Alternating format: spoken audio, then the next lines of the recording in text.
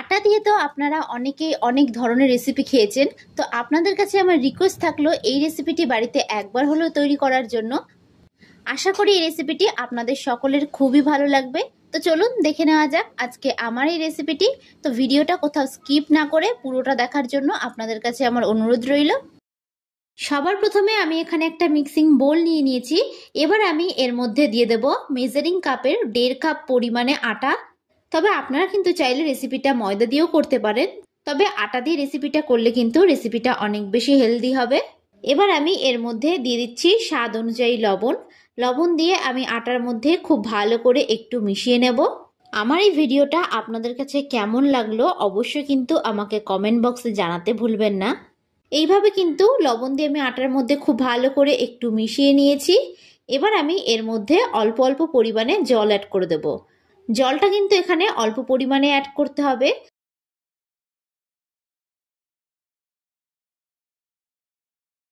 অল্প পরিমাণে জল দিয়ে কিন্তু এটার একটা ডো আমি তৈরি করে নেব। ডোটা কিন্তু একটু শক্ত করেই মাখতে হবে, তাই একেবারে জলটা দেবেন না। একেবারে জলটা দিলে ডোটা পাতলা হয়ে যেতে পারে। আমার এই ভিডিওটা যদি আপনাদের কাছে ভালো লেগে থাকে তাহলে অবশ্যই একটা লাইক করবেন। আর যারা যারা আমার চ্যানেলে নতুন বন্ধু তারা অবশ্যই আমার চ্যানেলটি সাবস্ক্রাইব করে দেবেন। আমার ভিডিওর আপডেট সবার আগে পেতে পাশে থাকা বেল আইকনটা ক্লিক করতে ভুলবেন না। আর যারা যারা ফেসবুক থেকে দেখছেন তারা রনিতাস ফুড প্লেস পেজটিকে ফলো করে দেবেন।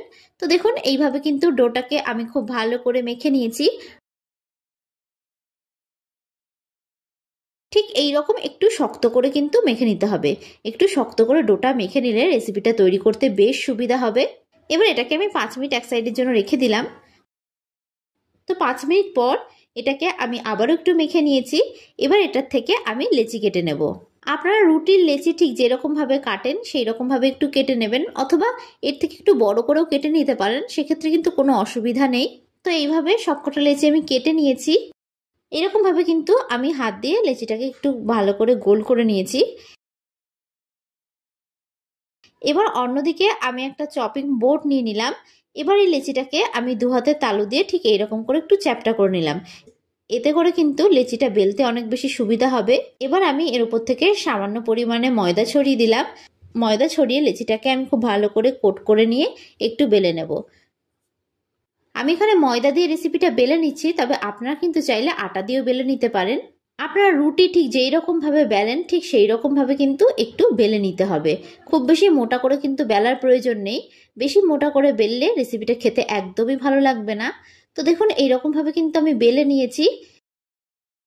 এবার একটা ছুরি নিয়ে নিয়েছি। ছুরির সাহায্যে আমি রুটির চারিদিকটা ঠিক এইরকম ভাবে কেটে নেব।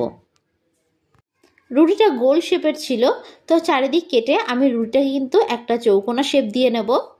এইভাবে চারিদিক দিয়ে রুটিটাকে কেটে নেবেন, তাহলে রুটিটা খুব সহজেই চৌকোনা শেপের হয়ে যাবে। এবার আমি এগুলোকে ঠিক এইরকম লম্বালম্বি বরাবর কেটে নেব। ঠিক এইরকম ভাবে কিন্তু রুটিটাকে একটা ছুরির সাহায্যে কেটে নিতে হবে।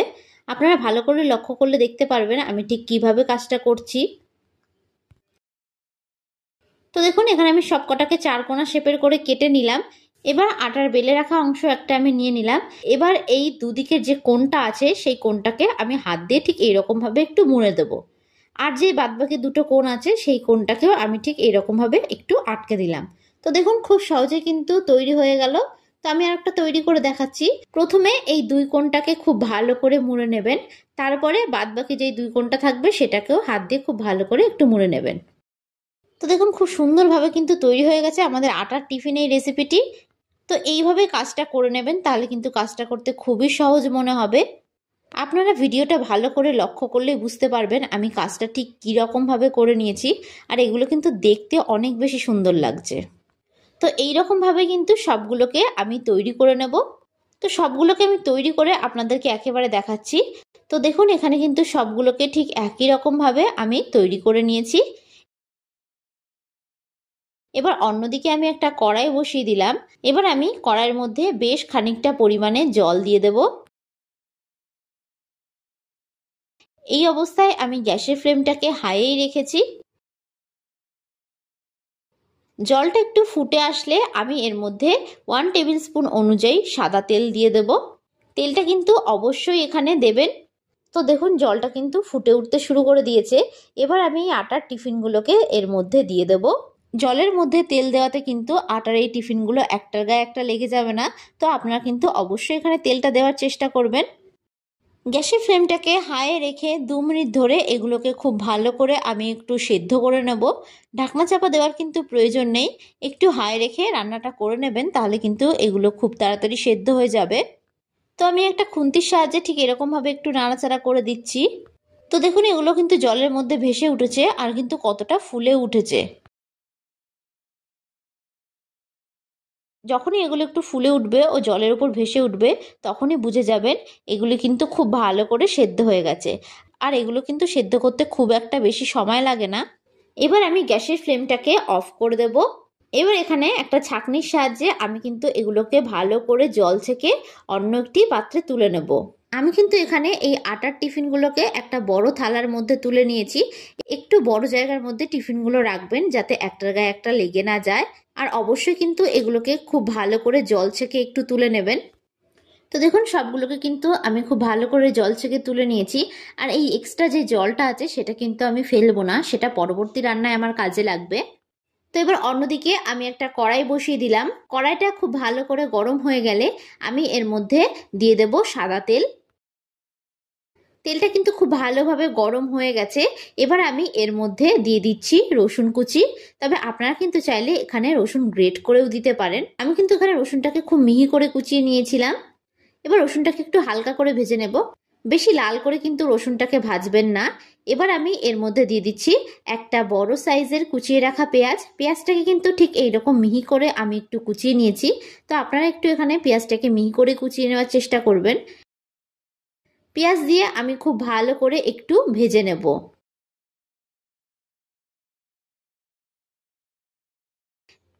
পেঁয়াজটার মধ্যে যখন হালকা একটু কালার ধরতে শুরু করবে তখন আমি এর মধ্যে অ্যাড করে দিচ্ছি ঝালের জন্য কাঁচা লঙ্কা কুচি। ঝালটা কিন্তু এখানে আপনারা যে যতটা খেতে পছন্দ করবেন ঠিক সেই অনুযায়ী এখানে ঝালের ব্যবহার করবেন। তো লঙ্কা দিয়েও কিন্তু আমি পেঁয়াজের সঙ্গে খুব ভালো করে নাড়াচাড়া করে একটু মিশিয়ে নিচ্ছি। গ্যাসের ফ্লেমটাকে কিন্তু আমি মিডিয়ামে রেখে পেঁয়াজ ও কাঁচা লঙ্কাটাকে খুব ভালো করে ভেজে নিয়েছি। এবার আমি এর মধ্যে অ্যাড করে দেব স্বাদ অনুযায়ী নুন ও দিয়ে দেব হলুদ গুঁড়ো। নুন ও হলুদ গুঁড়ো দিয়ে আমি খুব ভালো করে নাড়াচাড়া করে কিন্তু একটু ভেজে নিলাম। এবার আমি এর মধ্যে অ্যাড করে দিচ্ছি একটা ডিম।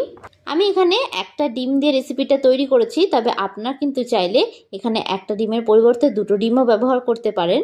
এবার ডিমটাকে আমি কিন্তু একটু ঝুড়ো করে নেব। ঠিক এইভাবে কিন্তু আমি ডিমটাকে খুব ভালো করে একটু ঝুড়ো করে নিয়েছি। এবার ডিমটাকেও খুব ভালো করে আমি একটু ভেজে নেব। আমি সবসময় ঘরে থাকা উপকরণগুলো দিয়েই রেসিপিগুলো তৈরি করার চেষ্টা করি, যাতে আপনাদের রেসিপিগুলো তৈরি করতে কোনো অসুবিধা না হয়। তো দেখুন ডিমটা কিন্তু প্রায় ভাজা হয়ে গেছে। এবার আমি এর মধ্যে দিয়ে দেবো আগে থেকে যে আটার টিফিনটা সেদ্ধ করে রেখেছিলাম সেই জলটা দিয়ে খুব ভালো করে নাড়াচাড়া করে আমি একটু মিশিয়ে নিলাম। এবার আমি এর মধ্যে অ্যাড করে দিচ্ছি 1 টিস্পুন ডার্ক সয়া সস ও দিয়ে দেব 2 টেবিল স্পুন মতন টমেটো কেচাপ ও দিয়ে দিচ্ছি 1 টিস্পুন গ্রিন চিলি সস। এবার এটাকে আমি খুব ভালো করে নাড়াচাড়া করে কিন্তু একটু মিশিয়ে নিচ্ছি। তবে আপনাদের হাতের সামনে যদি সয়া সস ও গ্রিন চিলি সস না থাকে তবে আপনারা কিন্তু রেসিপিটা শুধু টমেটো সস দিয়ে করতে পারেন। তো আপনাদের কাছে আমার এই রেসিপিটা কেমন লাগলো অবশ্যই কিন্তু আমাকে কমেন্ট বক্সে জানাতে ভুলবেন না। তো দেখুন প্রায় কিন্তু অনেকটাই ভাজা হয়ে এসেছে। এবার আমি এর মধ্যে দিয়ে দেব আটার টিফিনগুলো। এবার এগুলো দিয়ে আমি খুব ভালো করে নাড়াচাড়া করে কিন্তু একটু ভেজে নেব। নুনটা কিন্তু আপনারা এখানে অবশ্যই একটু বুঝে দেবেন, কারণ আটাটা মাখার সময় আমি কিন্তু এর মধ্যে একটু নুন দিয়ে মেখেছিলাম। তো নুনটা এখানে আপনারা দেওয়ার সময় একটু বুঝেই দেবেন। এবার এটা দিয়ে খুব ভালো করে নাড়াচাড়া করে কিন্তু আমি ভেজে নেব। এটা খেতে কিন্তু একদমই পাস্তার মতন লাগে। এবার আমি এর মধ্যে আরও একটু আটার টিফিনটা সেদ্ধ করার একটু জল দিয়ে দিলাম। এটা কিন্তু শুকনো শুকনো একদমই খেতে ভালো লাগে না, তো এখানে কিন্তু অবশ্যই এই জলটা একটু দিয়ে দেবেন। এবার দিয়ে খুব ভালো করে নাড়াচাড়া করে কিন্তু আমি ভেজে নেব। এই অবস্থায় গ্যাসের ফ্লেমটাকে কিন্তু আমি মিডিয়ামে রেখেছি। এখানে কিন্তু আমি ম্যাগি মশলা অ্যাড করে দিয়েছিলাম, সেটা আমি স্কিপ করে গেছি। আপনারা কিন্তু অবশ্যই এখানে ম্যাগি মশলার পরিবর্তে নুডলস মশলা বা পাস্তা মশলাও ব্যবহার করতে পারেন। তো দেখুন এভাবে কিন্তু খুব ভালো করে আমি একটু ভেজে নিয়েছি। এবার আমি গ্যাসের ফ্লেমটাকে অফ করে দিয়ে 5 মিনিটের জন্য একটু স্ট্যান্ডিং টাইমে রেখে দেব। তো ভিডিওটা ভালো লাগলে অবশ্যই একটা লাইক, কমেন্ট আর আমার চ্যানেলটি সাবস্ক্রাইব করতে ভুলবেন না। আর যারা যারা ফেসবুক থেকে দেখছেন তারা রনিতাস ফুড প্লেস পেজটিকে ফলো করে দেবেন। তো ভিডিওটা শেষ পর্যন্ত দেখার জন্য আপনাদেরকে আমি অসংখ্য ধন্যবাদ জানাই। তো 5 মিনিট পর আমি এটাকে সার্ভ করে নিচ্ছি। তো দেখুন খুব সুন্দরভাবে তৈরি হয়ে গেছে আটা দিয়ে দারুণ স্বাদের মুখরোচক এই রেসিপিটি।